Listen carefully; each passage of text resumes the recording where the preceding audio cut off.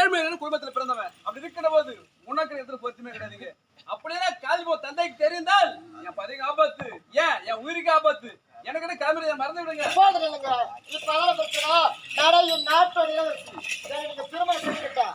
வருங்காலத்துல என் நாட்டோட இளவரசிகளாங்க வாழ்ந்தால் உன்னோடு இல்லை என்றால் இந்த மண்ணோடு போய் சேர்ந்துருவேன். தன்னுடைய விருப்பம் என்னங்க?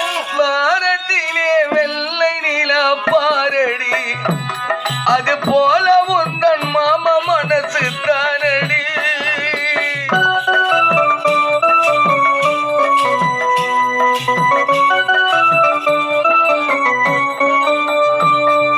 வானத்திலே வெள்ளை நிலா பாரடி, அது போல உந்தன் மாமா மனசு தானடி.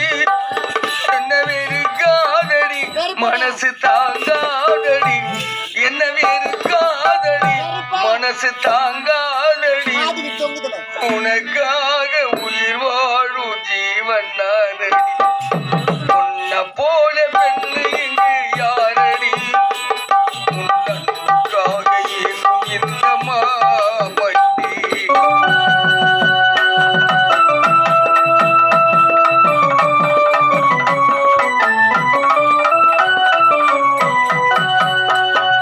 வானத்திலே போகும் மேக கூட்டமோ உந்தன் அழகை பார்க்க கீழே வந்து பார்க்குமோ.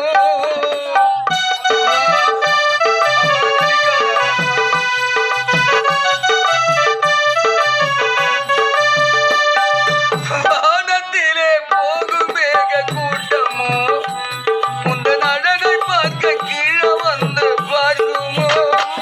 என்ன வேறு காதடி மனசு தாங்காதடி, என்ன வேறு காதடி மனசு தாங்காதடி.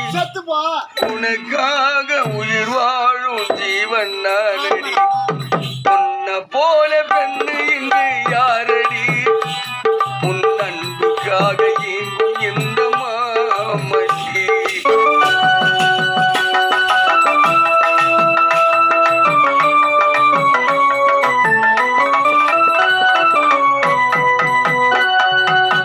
இல்ல அவன் என் கை பறிச்சுக்கிறான்னா நான் கேக்குறேன், என் கை பறிச்சுக்கிறேன்னு. உருவத்தை பாக்காதடா, மனச பாரு பாவி. டேய், காயிலாங்கல்ல வண்டியில போட்டா கூட ஒண்ணு காயிலாங்கல்ல எடுத்துக்க மாட்டாங்களாம். ரிப்பேர் பண்ண முடியாது, வண்டி திரும்ப குப்பில் தொட்டு போட்டுட்டாங்க. சொல்றதுக்கு பல்லு தோட்டி பதிவு சொல்லிட்டாங்களா? பாச்சா பல்லு தோட்டி பதிவு சொல்லிட்டாங்களா? காட்சி கொண்டதை கோல கன்ற வாழ்வோம் நான் கிடையாது. நீ காண்பது பகல் கனவு, ஒரு பொழுதும் பழிக்க போவது கிடையாது. பலிக்காதா? காதல் என்னும் கடலில் விழுந்து தவிக்கிறேன், நீ வீசு வலையில் மாட்டி நானும் துடிக்கிறேன்.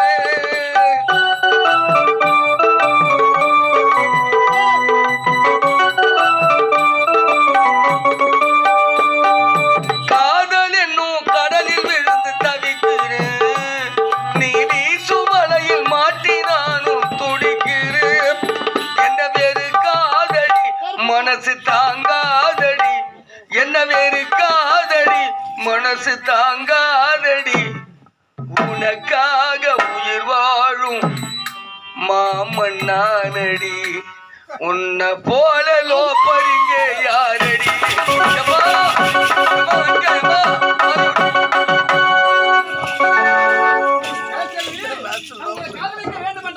எந்த இன்பத்திலும் துன்பத்திலும் மறக்க மாட்டேன், கைவிட மாட்டேன், சத்தியம் செய்து கொடுங்க. எந்த இன்பங்கள் துன்பங்கள் எது வந்தாலும் கடைசி வரை கைவிட மாட்டேன். சத்தியங்க தாராளமா நம்பலாங்க.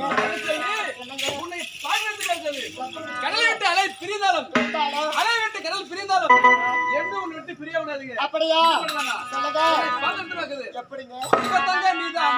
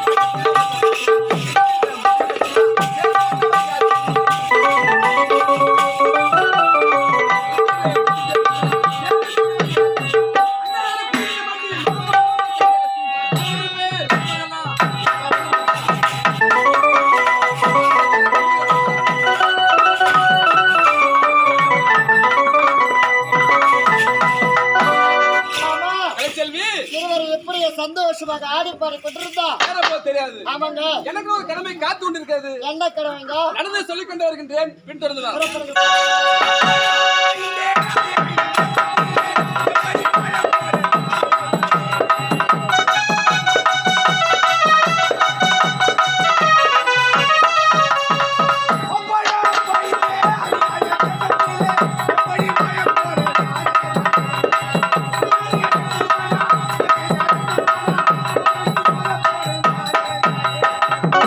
பாருங்க, நானும் இந்த வேதபுரி நாட்டில் ஏழ்மையான குடும்பத்தில் பிறந்து விறகு வெட்டி முருகன் சொல்லுவாங்க.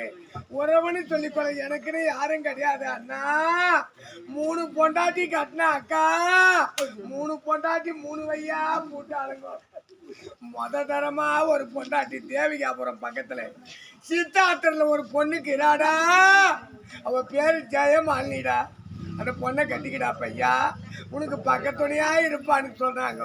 அவங்க வார்த்தையை சில பேர் கொண்டு தேவிகாபுரம் பக்கத்துல சித்தாத்திரல போய் ஜெயமாலினின்னு ஒரு பொண்ணை பார்த்து கட்டுன்னு வந்தேன். லாரி கட்டை ஏற்ற வந்தாரு. லாரி டிரைவர் கட்டை ஏற்றிக்கின்னு போவார்னு பார்த்தா என் பொண்டாட்டி ஜெயமாலினியை தள்ளு போட்டாரு. இவன் தான் டிரைவரா கூட ஓடிட்டாலே. ஒண்டியாக்கு இரியாடா பையா, உனக்கு பக்கத்துணி கூட ஆளு கிடையாது. உனக்கு அவசர ஆபத்து கூட கஞ்சி காய்ச்சி ஊத்த ஒரு ஆள் ஓடுமாடா. குடுமி தாங்கல ஒரு பொண்ணுக்கு இராடா. சத்தியாடா, நல்ல பொண்ணுடாவோ, பெரியவங்களாம் சர்ச்சி நடப்பாடா. அவளை கட்டிக்கிடா பையா, உனக்கு கஞ்சி காய்ச்சி ஊத்திக்கணும் பக்கத்துணையா இருப்பான்னு அக்கம் பக்கம் கேறவங்கலாம் சொன்னாங்க. ஏக்கா, நீங்க தானே சொன்னீங்க.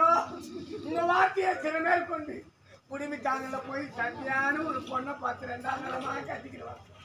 அவ பண்ற கொடுமை தாங்க முடியலக்கா. ஊடுன்ற வீட்டுல 4 மணிக்கு 5 மணிக்கு சாணம் தெளிச்சு பெருகி தள்ளி கோலம் போட்டா இந்த வீட்டுல லட்சுமி வந்து ஒன்று வாழே. பொண்ணாகவும் பொருளாகவும் பணமாகவும் பாக்கியமாகுமே. உன் பொண்டாட்டி சத்தியா 8 மணிக்கு சாணம் தெளிக்கிறாளே. இந்த வீட்டுல லட்சுமி வந்து ஒன்று வளரா. குடும்பத்துல மூதே வாங்கி போடுமாடா முருகா. இதெல்லாம் கேட்க மாட்டேன். அக்கம் பக்கம் கிடவங்கெல்லாம் திட்டுறாங்க. என்னாடி சக்தி அது மாதிரிலாம் பண்றேன்னு கேட்டா அதுக்கு ஒரு உதாரணம் சொல்றாக்கா.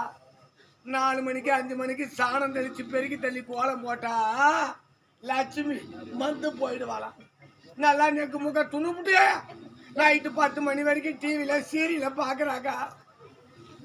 ஆசைப்பட்டு கேட்கிறான்னு 25,000 கொடுத்து ஒரு டச்சு போன் ஒன்று வாங்கி கொடுத்துட்டுக்கிறேன். எத்துக்குன்னு தள்ளுறா பாரு ராவும் பகலமா. என்னாடி பண்றீங்கன்னா பாக்குறேன்னு கேட்டா வாட்ஸ்அப் பாக்குறாளாம், பேஸ்புக் பாக்குறாளாம், கேம் விளையாடுறாளாம்.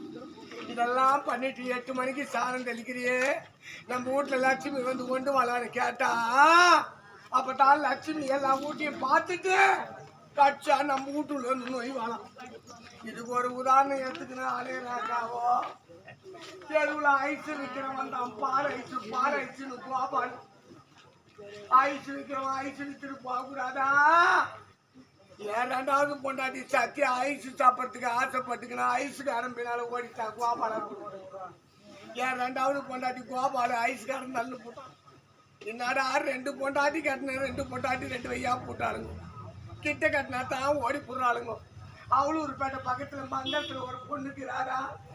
அவ பேரு அலேக்கா ராணியா. அவளை கட்டிக்கிடா. ராணி மாரி குடம் பண்ணுவாடா.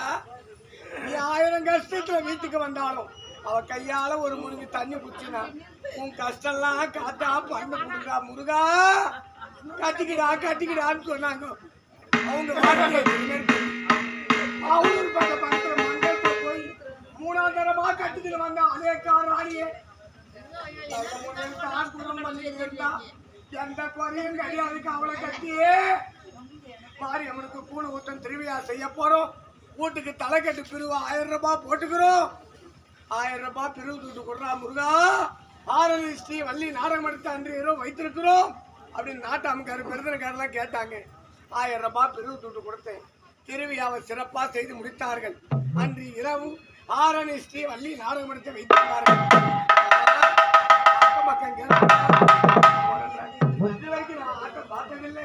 நான் போய் ஆட்டம் பார்த்துட்டு வரணும் கேட்டா ஏக்காரம் ஆட்டம் தானே பார்க்க போறேன், சும்மா போவாதே அப்படின்னு அரைப்படி அடிச்சு வார்த்தை கூப்பிட்டு அமிச்சேங்க. எது கூப்பிட்டு அமிச்சேன்? ஆட்டம் பார்க்கும் போது அக்கம் பக்கங்கிறவங்களுக்கு ஆளுக்கு ஒரு புடி அள்ளி கொடுத்து போக்கு வரும்போது அடிச்சு கொடுத்து நான் ஆட்டம் பார்த்துட்டு வாடினு அமிச்சு வச்சேன். ஆட்டம் பார்த்துட்டு வீட்டுக்கு வருவான்னு நான் பார்த்துக்கிட்டு இருக்கிறேன். ஆரணி ஸ்ரீ வள்ளி நாடகமன்ற உரிமையாளர் ஆசிரியருமானே எம்.இ. அண்ணாதுரை அவர்கள் மட்டப்பூர் வாத்தியார் தள்ளு போட்டாரு. மூணாவது போட்டாரு. வாத்தியார் அழகு பார்த்து ஆசைப்பட்டாலோ, வாத்தியார் நடிப்பு பார்த்து ஆசைப்பட்டாலோ, என் மூணாவது பொண்டாட்டி அலேக்கா ராணி என் வாத்தியார் தள்ளு போட்டாரு. 3 பொண்டாட்டி கட்டினேன், 3 பொண்டாட்டி 3 வையா போட்டாங்க. உறவுன்னு சொல்லிக்கொள்ள எனக்குன்னு யாரும் கிடையாது. எனக்கு என் நாட்டு மக்கள் தான் ஆதரவு.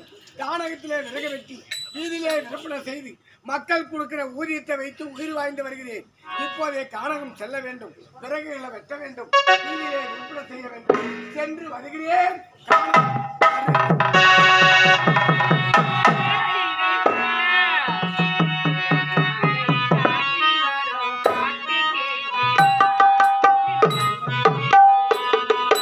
குடகுமலை காற்றில் வரும் பாட்டு கேட்குதா என் பைங்கிலி?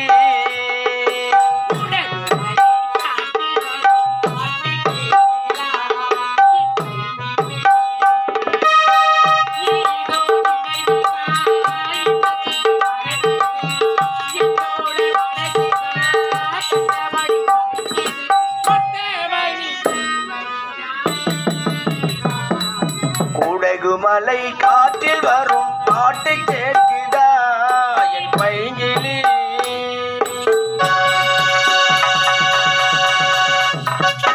கானகத்துக்கு வந்து விறகு வெட்டலான வந்தாக்கா இந்த அடர்ந்த கானகத்தில் யார் என்றே தெரியவில்லை. ஒரு பெண்ணானவள் ஆபத்தான பகுதி நோக்கி ஐந்து செல்கிறாள். இந்த கானகத்திலே கொடிய மிருகங்கள்லாம் வாழ்கிறது. மிருகங்களால் அந்த பெண்ணுக்கு ஆபத்து நேர்ந்தாலும் நேரலாம். நம்ம கண்ணெதிர்க்கு ஒரு உயிர் போகக்கூடாது. நம்மளால முடிஞ்ச அளவுக்கு அந்த பொண்ணுக்கு உதவி செய்வோம். அம்மா அந்த வெயில் போவாதம்மா, அது ஆபத்தான பகுதி. நில்லுமா வரே வாய்ந்த